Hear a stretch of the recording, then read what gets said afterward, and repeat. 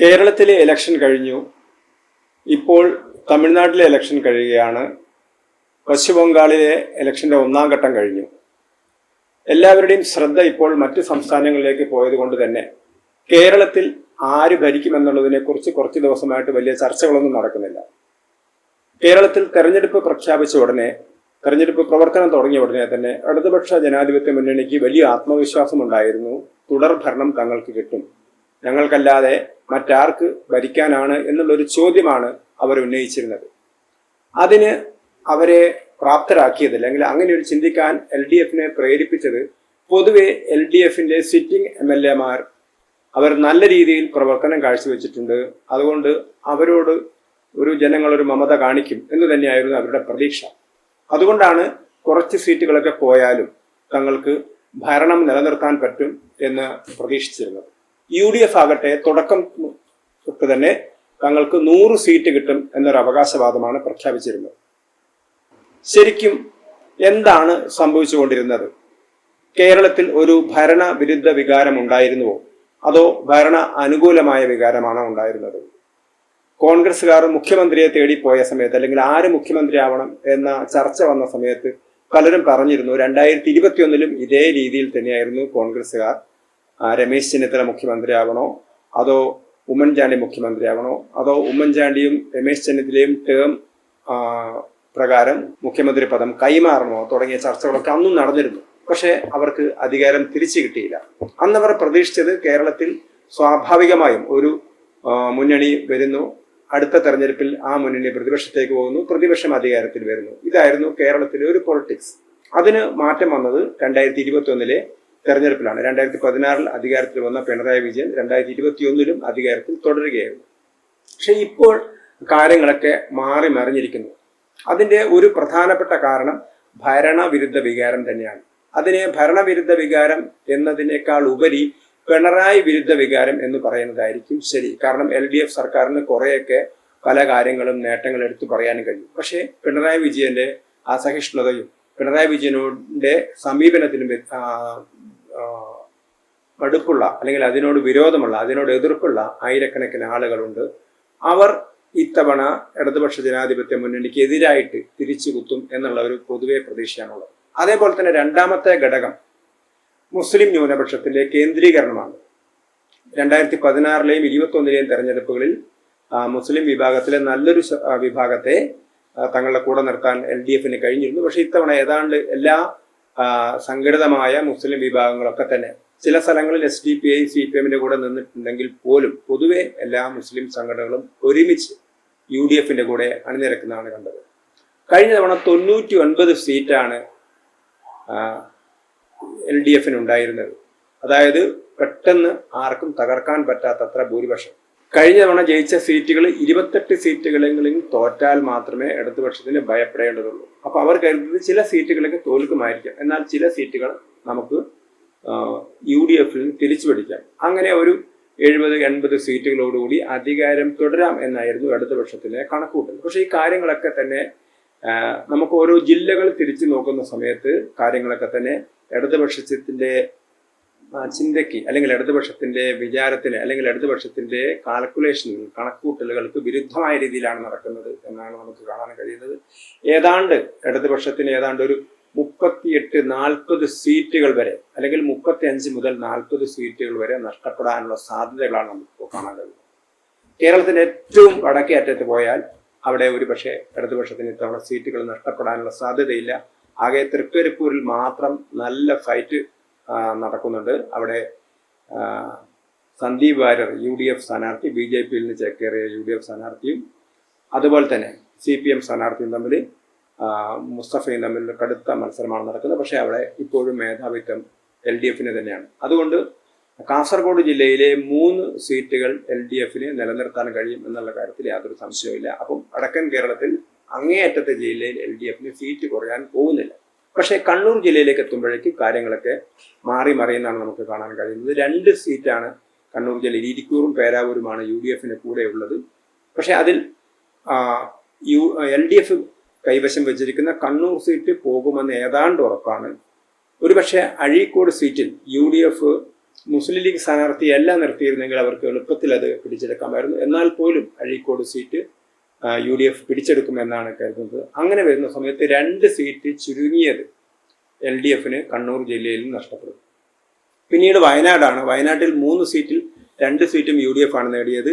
Mananthavady seat മന്ത്രി OR Kelu ജയിച്ച മാനന്തവാടി സീറ്റിൽ ഇത്തവണ UDF പിടിക്കുമെന്നുള്ളൊരു ധാരണയാണ് പൊതുവേ ഉള്ളത്. അങ്ങനെ വരുന്ന സമയത്ത് 2ഉം 1ഉം 3 സീറ്റ് അവർക്ക് നഷ്ടപ്പെടും ഇതുവരെയുള്ള ജില്ലകൾ വെച്ച് നോക്കുന്ന സമയത്ത്. പിന്നീട് വരുന്ന ജില്ല കോഴിക്കോടാണ്. കോഴിക്കോടാണ് കഴിഞ്ഞ തവണ 13 സീറ്റിൽ 2 സീറ്റ് മാത്രമാണ് UDFന് ജയിക്കാൻ കഴിഞ്ഞിരുന്നത്, വടകരയും അതുപോലെ തന്നെ കൊടുവള്ളിയും. പക്ഷെ ഇത്തവണ കാര്യങ്ങളൊക്കെ തന്നെ LDFന് കൈവിട്ടു പോകുമെന്ന നിലയിലാണ്. കാരണം കഴിഞ്ഞ വർഷം നേരിയ വോട്ടിന് അവർ ജയിച്ച കുറ്റ്യാടി സീറ്റ് ഇത്തവണ അവർക്ക് നഷ്ടപ്പെടും. അതേപോലെ തന്നെ നാദാപുരം സീറ്റ് അവർക്ക് നഷ്ടപ്പെടും. അതുപോലെ തന്നെ കൊയിലാണ്ടി അവർക്ക് നഷ്ടപ്പെടും. ഒരുപക്ഷെ കാന്തപുരം അബൂബക്കർ മുസ്ലിയാരുടെ സഹായത്താൽ LDFന് കുന്നമംഗലം സീറ്റ് നിലനിർത്താൻ കഴിയുമായിരിക്കും. അവർക്ക് തിരുവമ്പാടി സീറ്റ് നിലനിർത്താൻ കഴിയുമായിരിക്കും. പക്ഷേ കോഴിക്കോട് സൗത്ത് INL ജയിച്ചിരുന്ന കോഴിക്കോട് സൗത്ത് അവർക്ക് എന്തായാലും നഷ്ടപ്പെടുന്ന ഉറപ്പാണ്. കോഴിക്കോട് നോർത്തും അവർക്ക് നഷ്ടപ്പെടും എന്നുള്ള രീതിയിലേക്കാണ് കാര്യങ്ങൾ പോകുന്നത്. അങ്ങനെ വരുന്ന സമയത്ത് 5 സീറ്റിന്റെ നഷ്ടമാണ് LDFന് കോഴിക്കോട് ജില്ലയിൽ നിന്നുണ്ടാവാൻ പോകുന്നത്. മലപ്പുറത്തും ഇത് തന്നെയാണ് സ്ഥിതി. മലപ്പുറത്ത് 4 സീറ്റ് LDFന് കഴിഞ്ഞ തവണ ഉണ്ടായിരുന്നു. 16 സീറ്റിൽ 4 സീറ്റായിരുന്നു അവർക്കുണ്ടായിരുന്നത്. താനൂരിൽ മന്ത്രി അബ്ദുറഹിമാൻ ജയിച്ചിരുന്നു. അതേപോലെ തന്നെ തവനൂരിൽ KT ജലീൽ ജയിച്ചിരുന്നു. പൊന്നാനിയിൽ നന്ദകുമാർ ജയിച്ചിരുന്നു. അതുപോലെ തന്നെ PV അൻവർ നിലമ്പൂരിൽ ജയിച്ചിരുന്നു. അപ്പോൾ അൻവർ ഓൾറെഡി LDF ഇട്ട് കഴിഞ്ഞു. അവിടെ ഉപതെരഞ്ഞെടുപ്പിൽ UDF ആണ് ജയിച്ചത്. ആ സീറ്റ് എന്തായാലും LDFന് പോകും എന്നുള്ളത് ഉറപ്പാണ്. അതോടൊപ്പം തന്നെ താനൂർ സീറ്റിൽ അബ്ദുറഹിമാൻ ഇത്തവണ മത്സരിക്കുന്നില്ല. അദ്ദേഹം തിരൂരിലാണ് മത്സരിക്കുന്നത്. ഒരുപക്ഷെ അദ്ദേഹത്തിന് നേരിയ പ്രതീക്ഷ വെച്ച് പുലർത്താൻ കഴിയുന്ന ഒരു മണ്ഡലമാണ് തിരൂർ. എന്നാൽ ബാക്കി മണ്ഡലങ്ങളിലൊക്കെ തന്നെ വലിയ തിരിച്ചടിയാണ് LDFന് ഉണ്ടാവാൻ പോകുന്നത്. തവനൂരിൽ LDF പരാജയപ്പെടും എന്ന രീതിയിലേക്കാണ് കാര്യങ്ങൾ പോകുന്നത്. പൊന്നാനിയിലാണെങ്കിൽ LDFന്റെ സ്ഥിരം സീറ്റാണ്. LDF നേതാവ് നന്ദകുമാർ വലിയ ഭൂരിപക്ഷത്തിന് ജയിച്ച സീറ്റാണ്. പക്ഷേ ഇത്തവണ അവർക്ക് UDFന് അത് തിരിച്ചു പിടിക്കാൻ കഴിയുമെന്ന പ്രതീക്ഷയുണ്ട്. അതേസമയത്ത് LDF നേരിയ വോട്ടിനാണെങ്കിലും LDF ജയിക്കാനും ഒരു സാധ്യതയുള്ളൊരു പ്രദേശമാണ് പൊന്നാനി. അങ്ങനെ നോക്കുന്ന സമയത്ത് തവനൂർ, താനൂർ, നിലമ്പൂർ ഈ 3 മണ്ഡലങ്ങൾ LDFന് നഷ്ടപ്പെടും എന്നുള്ളത് ഉറപ്പാണ്. ഒരു പക്ഷേ എന്തെങ്കിലുമൊക്കെ മാജിക്കുകൾ കാണിച്ചുകൊണ്ട് തിരൂർ പിടിച്ചെടുത്താൽ, അബ്ദുറഹിമാൻ പിടിച്ചെടുത്താൽ LDFന് വേണമെങ്കിൽ ഒരു സീറ്റ് ലഭിക്കുമെന്ന് നമുക്ക് പറയുന്നു. അതേപോലെ തന്നെയാണ് പാലക്കാട്. LDFന്റെ കോട്ടയാണ് പാലക്കാട്. മണ്ണാർക്കാട് സീറ്റ് മാത്രമാണ് അവർക്ക് കഴിഞ്ഞ തവണ വിട്ടുകൊടുക്കേണ്ടി വന്നത്. ഇത്തവണ മണ്ണാർക്കാടിനും പാലക്കാടിനും പുറമെ നെന്മാറയിൽ വലിയ നല്ല പ്രകടനമാണ് UDF കാഴ്ചവെക്കുന്നത്. ചിറ്റൂരിൽ അച്യുതന്റെ മകൻ നല്ല പ്രകടനമാണ് കാഴ്ചവെക്കുന്നത്. അതേപോലെ തന്നെ തരൂരിൽ നല്ല പ്രകടനമാണ് കാഴ്ചവെക്കുന്നത്. കോങ്ങാട് CPM സ്ഥാനാർത്ഥിക്കെതിരെ, CPM MLAക്കെതിരെ വ്യാപകമായ പ്രതിഷേധമുണ്ട്, അല്ലെങ്കിൽ അതൃപ്തിയുണ്ട്. അതുകൊണ്ട് തന്നെ ഈ മണ്ഡലങ്ങളിലൊക്കെ തന്നെ ഒരുപക്ഷെ UDF ജയിച്ചു വരാനുള്ള സാധ്യത. അങ്ങനെ 3-4 മണ്ഡലങ്ങളെങ്കിലും പാലക്കാട് ജില്ലയിൽ നിന്ന് UDFന് ജയിക്കാനുള്ള സാധ്യതയുണ്ട്. തൃശ്ശൂരിലെത്തുകയാണെങ്കിൽ തൃശ്ശൂരിലും ഇത് തന്നെയായിരുന്നു സ്ഥിതി. തൃശ്ശൂരിലും UDFന് ഒരു സീറ്റ് മാത്രമാണ് ഉണ്ടായിരുന്നത്. പക്ഷേ ഇത്തവണ നാട്ടിക CPI സ്ഥാനാർത്ഥി BJP സ്ഥാനാർത്ഥിയായിട്ടാണ് മത്സരിക്കുന്നത്. നാട്ടിക സീറ്റ് അവർക്ക് നഷ്ടപ്പെടുമെന്നുള്ള ഏതാണ്ട് ഉറപ്പാണ്. പുതിയ ഗീതാ ഗോപിയാണ് അവർ സ്ഥാനാർത്ഥിയാക്കിയിരിക്കുന്നത്. അതേപോലെ തന്നെ തൃശ്ശൂരിൽ BJP ശക്തമായ മത്സരം കാഴ്ചവെക്കുന്നുണ്ട്. തൃശ്ശൂരും LDFന് നഷ്ടപ്പെടാനുള്ള എല്ലാ സാധ്യതയുമുണ്ട്. അങ്ങനെ വരുന്ന സമയത്ത് തൃശ്ശൂർ, മണലൂർ, നാട്ടിക തുടങ്ങിയ സ്ഥലങ്ങൾ, അതേപോലെ തന്നെ ഇരിഞ്ഞാലക്കുട, ബിന്ദു ജയിച്ചിരുന്ന ഇരിഞ്ഞാലക്കുട, ആ സീറ്റും LDFന് നിലനിർത്താൻ കഴിയുമോ എന്ന സംശയമാണ്. ഇപ്പോൾ ഒരു 3-4 സീറ്റെങ്കിലും തൃശ്ശൂരിൽ നിന്ന് LDFന് നഷ്ടപ്പെടാനുള്ള സാധ്യതയുണ്ട്. അതേപോലെ തന്നെ എറണാകുളത്ത് പൊതുവെ ഒരു UDFന്റെ മണ്ഡലമാണ്. അവിടെ മന്ത്രി രാജീവ് ജയിച്ചിരുന്ന മണ്ഡലമുണ്ട്. ആ രാജീവ് ജയിച്ചിരുന്ന മണ്ഡലം അവർക്ക് നിലനിർത്താൻ കഴിയുമായിരിക്കാം. അതുപോലെ തന്നെ കോതമംഗലം ഒരുപക്ഷെ അവർക്ക് നിലനിർത്താൻ കഴിയുമായിരിക്കാം. എന്നാൽ പോലും ചില സീറ്റുകൾ എറണാകുളത്ത് LDFന് നഷ്ടപ്പെടും എന്നുള്ള രീതിയാണ് നമുക്ക് കാണാൻ കഴിയുന്നത്. കുന്നത്തനാട് എന്ത് തന്നെയായാലും നഷ്ടപ്പെടും. അത് അവിടെ BJP സ്ഥാനാർത്ഥി, NDA സ്ഥാനാർത്ഥിയാണ് വിജയിക്കാൻ പോകുന്നത്. അങ്ങനെ വരുന്ന സമയത്ത് ചെറിയ നഷ്ടമാണ്. കാരണം അവർക്ക് അധികം സീറ്റ് ഇല്ലാത്തതുകൊണ്ട് ചെറിയ നഷ്ടമാണ് എറണാകുളത്ത് അവർക്ക് സംഭവിക്കാൻ പോകുന്നത്. ഇടുക്കിയിൽ കഴിഞ്ഞ തവണ ഒരു സീറ്റ് ഒഴികെയുള്ള സീറ്റുകളൊക്കെ തന്നെ LDF നേടിയിരുന്നതാണ്. പക്ഷെ ഇപ്പോഴും ഇടുക്കിയിൽ റോഷി അഗസ്റ്റിൻ്റെ സീറ്റിലൊക്കെ വലിയ കടുത്ത മത്സരമാണ് നടക്കുന്നത്.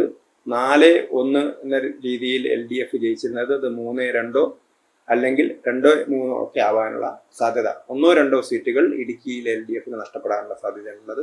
ആലപ്പുഴയിൽ LDFന്റെ ഒരു കോട്ടയാണ്. അവിടെ രമേശ് ചെന്നിത്തല മാത്രമാണ് കഴിഞ്ഞ തവണ ആലപ്പുഴ ജില്ലയിൽ നിന്ന് ജയിച്ച UDF സ്ഥാനാർത്ഥി. പക്ഷേ ഇത്തവണ അമ്പലപ്പുഴയിൽ സ്ഥിതിഗതികൾ ആകെ മാറിയിരിക്കുന്നു.